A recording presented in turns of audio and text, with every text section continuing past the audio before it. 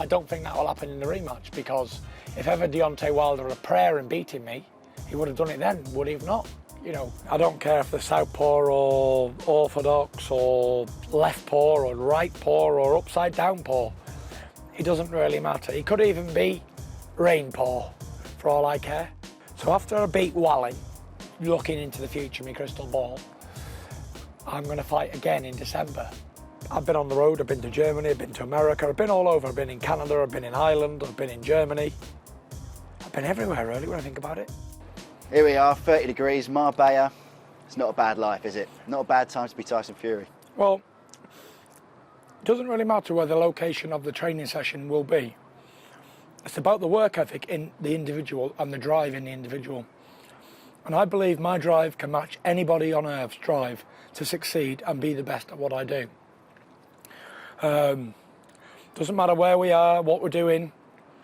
We train hard, we prepare well, and we do the best we can on the night. And that is about all we can do. Because what's going to happen in life will happen. We cannot prepare for what's around the corner. But what we can prepare for is our job, to do the best we can do and enjoy it while we're doing it. And I suppose so that's why I'm here. It's a good time to mention the milestone we went up today. What was it, 18, maybe 20 months ago? You went up that mountain over there. And can we get a zoom in of that mountain? Almost capable. That's the mountain I ran up this morning. And it's also the mountain you got yourself up at 28 stone, wasn't it, at the beginning of this journey? That's correct. 18 months ago, I was 28 stone, and I ran up that mountain. I had no carbs in me for 6-7 weeks. I was drained, but my heart told me to continue. So I sort of owe the comeback to Marbella, and that's why I keep coming back here. Because if I wouldn't have came to Marbella in the beginning of 2018, I wouldn't be back on top of the world in summer of 2019. And you're out here, of course, with Ben and Billy Joe. That's kind of the two guys that it started with. We all saw the videos of you training when you were still that size. It was all here, MTK Marbella. You were saying yesterday or the day before when you were sparring kids in the gym and sparring female featherweights and things, you love that gym, you love this place, don't you? I do. You know, the MTK Gym Marbella is a great place to train, great atmosphere, a lot of young kids and aspiring boxers and kickboxers and MMA fighters and whatever combat sport they're in are there, and it's just a good buzz to be there, you know. And you know, when I go there, I feel a real buzz around the gym, a real vibe. So it's definitely a good place to be and train.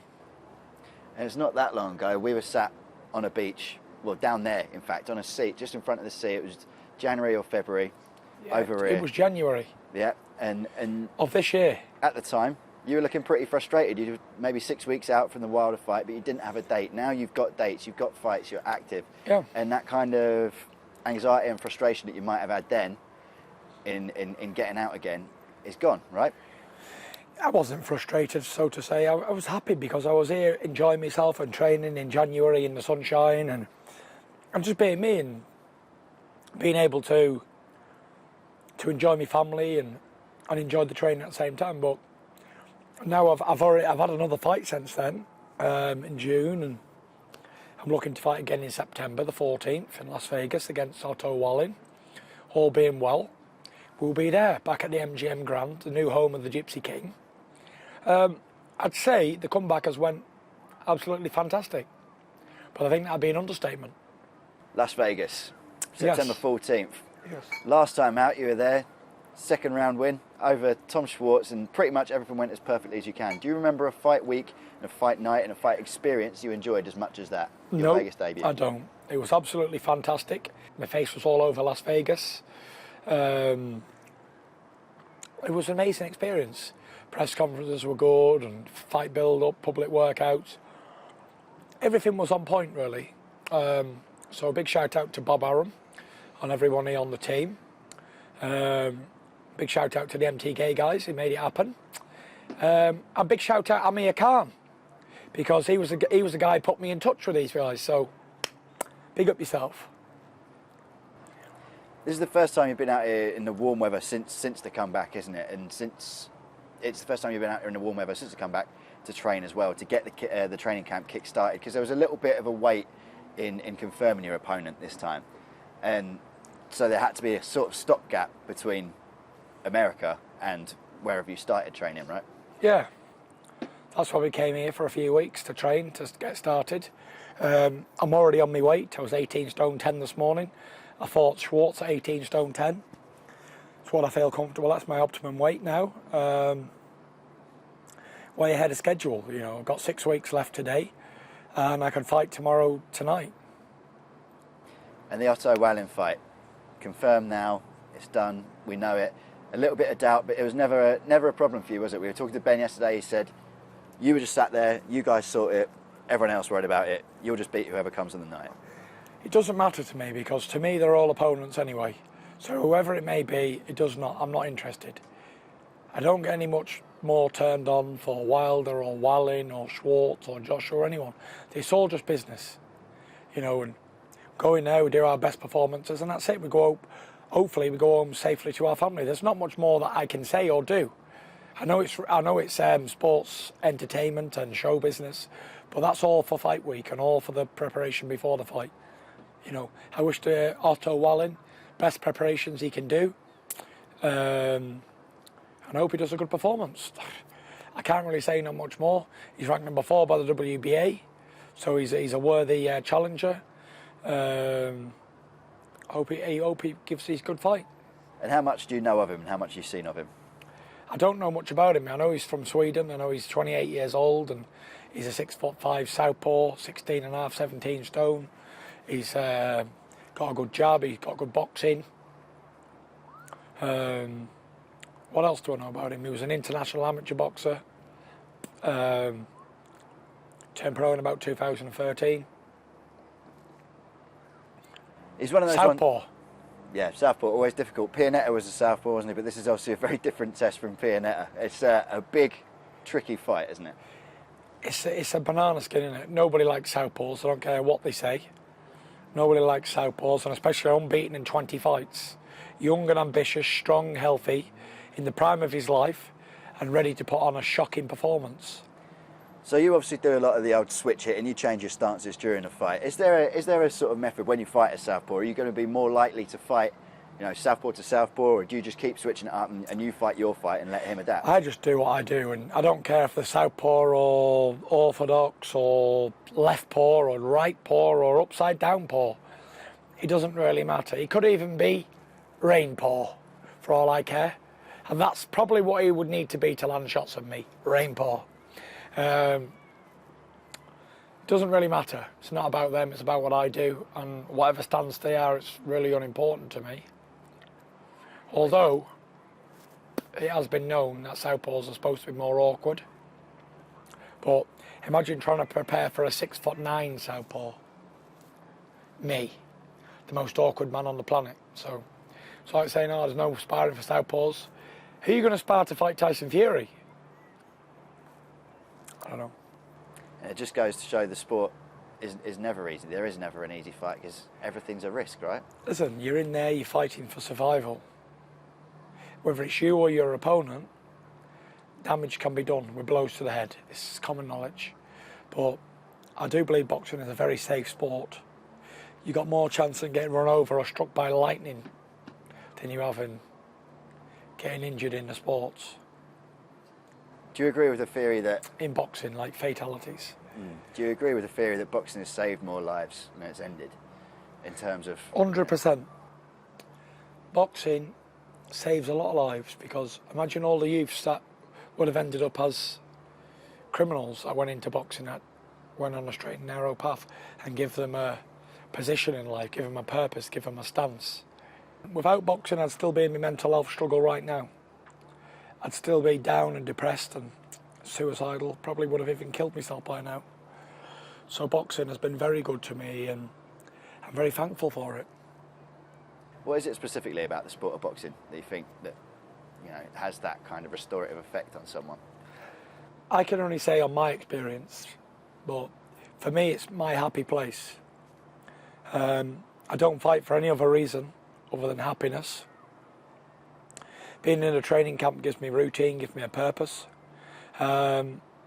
And if it wasn't for boxing, I don't believe I would be here now. Boxing made me the man I am, and then it gave me the life I had back, but better. So I owe everything to boxing, you know. But at the end of the day, it's a sport, and it will come and go. But I will always be Tyson Fury. Boxing won't always be a part of my life. So I'm going to enjoy it while it's here. And when it's not, then it'll be time for the next young star to come through and fill the Gypsy King's boots. And that's how it works. One champion up, one champion down. Goodbye forever. You're a champion in the ring, and you're a champion at talking, and now you're getting asked to talk everywhere, aren't you? Yes. On stage in front of everyone, telling your story. How much does that help in the downtime between fights? 100%. It keeps me focused. It gives me a purpose. It gives me a drive, because I know that my story can inspire millions of other people to get help and get better as well. And I know it has already. And I will continue to talk about it, because helping others overcome their problems and their mental health is an important part of my life on the return journey. Because I've been given everything in the world. God has blessed me abundantly. He's given me a wife, He's given me kids, He's given me health, He's given me a well mind, He's given me an able body. Not to mention materialistic crap. All of the above, the first ones, they're the most important things. Like, it wouldn't matter if you had a yacht, a Ferrari, or helicopter, or a large camera. Without the happiness and health and well-being and being able to do stuff, it's half unimportant. Did you always have that perspective? No, I didn't. I used to want all the big things and all the toys, and I wanted to be successful, whatever that meant to me at that time. I suppose success at that time meant to get money and have your own house and have nice cars and watches and clothes and holidays. That was success to me then. But on the return journey, success to me now is spending time with my wife and kids, enjoying them while they're young, and enjoying my wife while I've got her. May not be long. And enjoying our time that we have on this planet. This is a beautiful place. Look at this. But you think how many people's come through here? Millions and millions and billions of people, probably billions, come and gone, who are no longer here anymore. Over the history of time, the landscape has changed. But humans are still coming to the same location for the same thrills, same kicks, same experiences. Everyone's looking for happiness. Do you think it's almost, I don't know, appropriate that when you stopped looking for the riches, the fame, the success, everything like that, that's when it started coming? Because the comeback really is where you've had the sort of level of celebrity and fame and the ESPN deal and, you know, the BT box office shows, pay-per-view shows, things like that, people coming up to the street and you know, being roundly loved by people. Yeah. It's when you stopped looking for it, it came. When you stop chasing, it comes. But I believe if you've got a good heart and you're kind, good things and kind things will happen back to you. But if you're a nasty piece of work, then nasty things will happen to you. Simple as, it's the truth. You know, I don't want to hurt anybody, I don't wish harm on anybody, I've got no malice feelings towards anybody, I don't hate anybody, and good things happen to me. I help people, I give time to people, even when Paris says, no, we're having a family dinner or whatever. Take time out of my busy schedule to talk to people who need to talking to, pictures and all that. So I believe I'm a kind person.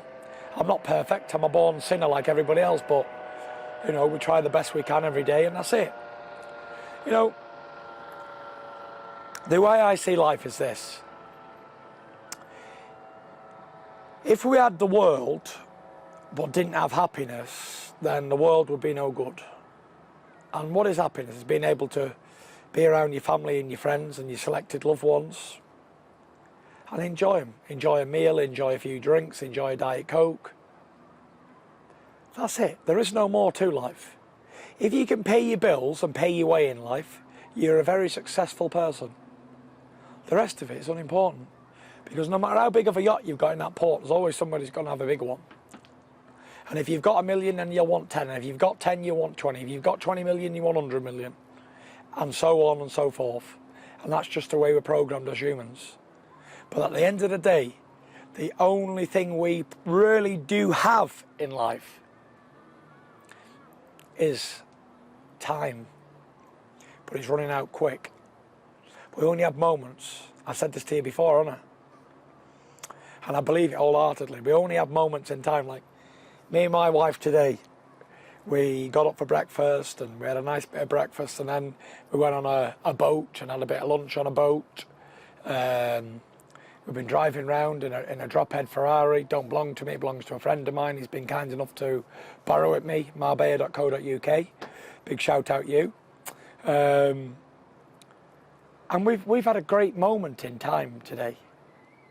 It's been very special and I've enjoyed it because we never really get time alone, we never get time away from the kids, and there's always something going on, there's always a distraction. But today we've had a lovely day together and I'm happy that she came here and stood by me for all the I put her through. But, you know, like I said earlier, I'm not perfect and I don't want people to ever think that, oh, he's preaching to people or whatever, because I ain't perfect. I make mistakes on a daily basis, but it doesn't mean to say that I'm a bad person, does it? And especially nice to have Paris out on a camp as well. Very rare, right? Very rare. We're 6 weeks away. I'll be going away soon. And I said I won't see her again for another month or so. So, good to have her here. I'm very happy. Last fight night, we were there in that changing room. There was, what, 8 film crews? Us included, obviously. We're guilty here. But, you know, it was very different from even the Sefer fight. You know, it was only a couple of extra people in there. This time, people swarming in constantly. People seeing you. You got Ramsey coming in. You got Robbie Williams coming in. You got all these coming in. How is that when that's all going on around you? You've got a documentary crew following you. You've got all that going on around you. How do you stay focused? You pretend they're not even there. Because the thing is, you're only as good as your last fight. And no matter how many wins you have, as soon as you get beat, they say, told you it was no good. And that's cliche of boxing. So they're all what I call fair weather friends. When it's sun shining and you're flying high, everybody wants to know you. But when you're shot down and you're done, nobody wants to know you. Then you find out who your real friends are. But I've had the opportunity to be shot down and out. So I know who my real friends are. And I came back. So, you know, we know what time it is. And that's it, you're only as good as your last fight. Or in the real world, you're only as good as your last tenner. Because if you're a multi-millionaire and you lose it all, nobody wants to know you. But if you're a multi-millionaire flying, everybody wants to be around you, wants to be a part of something. And that's it. But when the last tenner's gone, so do the friends. So do all the things and all the things that you get invited to and everything else. Not that I've been in that position, because I don't have a lot of fair weather ass kisses around me. Not at all. I'm not that style. I don't need pats on the back. I have real people who'll tell me how it is, and that's it. So say Otto Wallin, right? Imagine the unimaginable catches you cold. You say you're only as good as your last fight. What would change? On your day-to-day basis, what would change? Nothing would change in my life, would it? I'd still be a father, still be an husband, still have the bills to pay. But around you? Nothing would change because I don't have them people around me. I've got nobody around me. I've got my brothers and my dad, Dave Ray, my best friend, Tim, Ben, the boxing trainer and friend also, and Billy Joe I've knew all my life. And Isaac too, I've knew all his life. So if they're going to fuck off after I get knocked out, then, you know, there's not much I can say, is there? There ain't no one that really can go. I can't cut this crew any smaller. People say, keep your circles tight, keep your friends tight. Can't get any tighter than that, can you? The American tour is only getting bigger, isn't it? Because once, you know, all things go to plan, Wallin's out the way, then it's the Wilder fight, which the world is anticipating, isn't it? And then is it another case of waiting around for the dates, or do you just finish that Wallin fight and get straight stuck in one goal, one thing in your mind? After the Wallin fight, I think Wilder's going to fight Ortiz in November, so I've heard, is it? Yeah, I think so. So he ain't going to be wanting to fight in February, is he? So that fight looks like it's being pushed back again. So after I beat Wallin, looking into the future, my crystal ball, I'm going to fight again in December. You keep saying again and again, you want these 3 fights this year, don't you? Yeah, I want to fight back in England now in December, because I know ESPN ain't going to put me on again in December. They won't put June, September, December on, but I will get one in England because my Uncle Frank will make that happen. And I'm allowed in my contract to have a fight in England. Would you like that to be in Manchester, a real sort of proper homecoming, as it were? Well, I'm not really too bothered where it is, as long as it's in the UK, and as long as I can get out in December, I'll be happy. And no alarm clocks? No 5 a.m. alarms? No 5 a.m. alarms, just good old-fashioned 10 p.m. prime time. After 15 pints? Yep. Not for you, obviously. Well, unless that's what you fancy. So yeah, that'd be the dream. So, talking of your Uncle Frank, he's got a couple of fighters who are all, busy at the moment. One of which, Yard Kovalev. We spoke about it the other day. Anthony Yard going to Russia to fight Sergey Kovalev. I fancy Anthony Yard. I really do fancy Yard. I think Kovalev is on the slide. He's been a very good world champion in his time, and he's done very well. But I think the Andre Ward losses have beat him, really. Then he lost that fight to Alvarez, and he come back and beat him. But I think a young man will always beat an older one. And that's my motto. And I fancy Anthony Yard to knock him out. Not just beat him on points, stop him. Because that's what he's going to need to do in Russia anyway. And you're Mr. Anytime, Any Place, Anywhere. Going to someone's back garden, you got ratings for that? Yard going over there? He'll only make his career better when he wins. I've been on the road, I've been to Germany, I've been to America, I've been all over. I've been in Canada, I've been in Ireland, I've been in Germany. I've been everywhere, really, when I think about it. And I've kept winning. So if you're any good, you can win. If you're not, you lose. Simple as. Listen, the home advantage means nothing to me.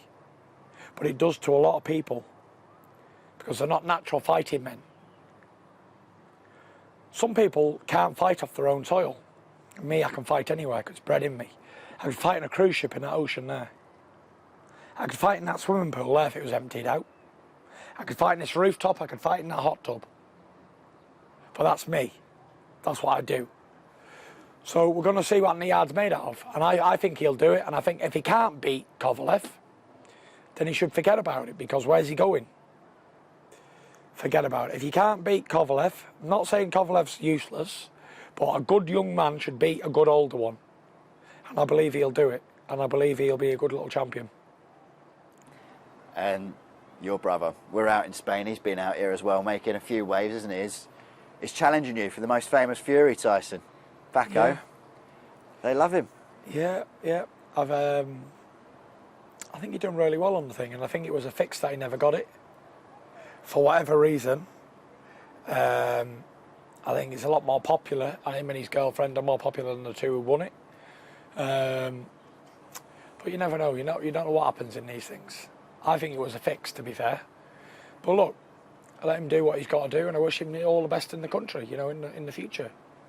And he's back in Hattons now. We saw photos of him with Ricky again the other day, which puts to bed that thing of like, well, now he's gone and done that. He's not going to concentrate on boxing. He's a boxing man, isn't he? He loves the sport, and he talks about it all the time. He's a boxing man, and that's it. I hope he can do well at it. But look, if he can't, he can't. Boxing ain't for everybody. Boxing's the hardest thing in the world to do. And not everyone can become a champion. But listen, I hope he makes plenty of money out of it, whatever he does in life, and I hope he becomes happy, because that's the most important thing. Speaking of Hattons, Jim, you were ringside with Dubois Gorman the other week. Nathan Gorman, a relative of yours, and obviously you train in the same gym regularly. You're often there in Manchester, close with him. How do you feel he's going to take that defeat? Because he's obviously such a promising and brilliant fighter. Listen, he needs to come back, regroup, and get back in the ring immediately, because it was a shit night for him. He tried his best, and it just wasn't good enough on the night. I believe Nathan can do a lot better than that, but for whatever reason, that was the result. We can't change that. He's got to learn from it and bounce back. The defeat don't define somebody, but what does define him is coming back and getting back on winning ways. And getting back in the ring immediately, get him a win under his belt and put it behind him and move on. These things happen. Even the great Muhammad Ali got beat, Mike Tyson got beat, Holyfield got beat, Lewis got beat, Joshua got beat, Klitschko got beat, Wilder even got beat. Dubois, in Frank's stable, looks very good, doesn't he? To be all credit to Nathan. Obviously, it wasn't his night, but No, it certainly wasn't was his night. Dubois. You got to speak about the victor. The victor was Daniel Dubois. Listen, he done well. He done very well. He's a big, strong lad, and you know, whatever he hits falls. He's a bit like Ivan Drago, isn't he? I will hit you and break you, no matter what happens. So it was good. It was a good fight for him. You are not. He's coming on your patch soon. Only a few years' time, he'll be on your patch. Yeah, a few years though, 100%. Because he's how old is he? 21, 22? I think. He's only a young kid, isn't he? The thing is, I don't think Frank should rush him into big fights with dangerous heavyweights who's really highly ranked in the world, because at that age it takes one punch to disaster somebody. Listen, he's capable of beating anybody. He's a big lad, big strong puncher. He's capable of beating anybody. But why rush it? Joe Joyce. He had a great fight with Brian Jennings. I thought that was amazing. Really good fight to watch ringside. I didn't see it on TV. Probably brilliant on TV. Another one to watch out for who's catching me up and hopefully going to be challenging and for world titles soon. In terms of Joe Joyce as well, it's ticking off those things, isn't it? When you're trying to start in the professional game, he got rounds under his belt, a tough win, and also he got hurt in that first round and came through it, didn't he? Yeah, listen, it's all good signs of a champion, you know. Everyone gets hurt, no matter how big and tough you are, strong you are, how good you look and how ripped you are and how much muscle you've got. It's really unimportant, because sooner or later you'll get hurt. Joe Joyce, he's the biggest, toughest man I've ever sparred and ever met. Strong, tough, fit, tough lad. He got out with a body shot in round one. Everyone's seen it. He's seen it himself. Very hurt. No one is invincible. We're all human beings. So you got to learn to not get it and learn to not take them punishing blows. As good as Joshua is and as in shape as he is and as hard as he trains, he was still down and still hurt in fights. So you just got to learn. You got to learn to avoid punishment, because sooner or later the wrong punch is going to put you upside down. You won't be able to get up. Like me, I got dropped twice with Wilder. Thank the Lord I got back up, and I got back home to me kids safe. But it may have been a disaster. But I put that down mainly to having 3 years out of the ring on abusive program, and I don't think that will happen in the rematch, because if ever Deontay Wilder had a prayer in beating me, he would have done it then, would he have not? You know, had 2 fights back in over 3 years, and he couldn't beat me then. So now I'm match fit and active, and I'm fighting regular, and had training camps. He hasn't got a chance in beating me now. He'll always have a chance, because he's always got a puncher's chance. But I don't believe he will land them shots on me now. I'm much sharper and much more match fit. Much more match fit, and running up that mountain, easy peasy, wasn't it? I wouldn't say it was easy peasy. It was very challenging. 6 mile up a mountain is always challenging. It's always gonna be challenging. But again, it's all in the mind. It's determination over anything else.